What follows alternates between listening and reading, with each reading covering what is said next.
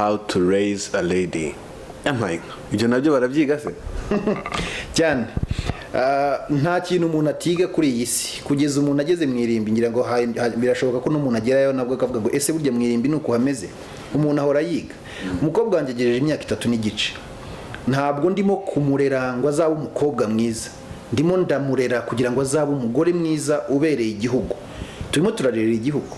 Ubwo rero bivuga ngo ubu iki gitabo How to Raise a Lady ni igitabo kirimo kumpa ubwenge butandukanye, kuko mu bitabo habamo ubwenge bwinshi cyane. Barimo baranyigisha uburyo bwo kurera umwana ufite ikinyabupfura akazavamo umugore mwiza ufite ikinyabupfura, umugore mwiza ukunda igihugu, umugore mwiza uzi kwizigamira, uzi kubeshaho umuryango we, kurera neza nawe abana be n'imbyaro zizakurikiraho, ariko mu buryo bw'umwihariko mu rwego rw'ubukungu nkunze ko bamo. Rero iki gitabo kirimo kiranyereka uburyo bwiza bwo gutuma umwana wanjye azavamo umugore mwiza uzi gukoresha neza umutungo we n'umutungo w'igihugu muri rusange n'umutungo w'umuryango.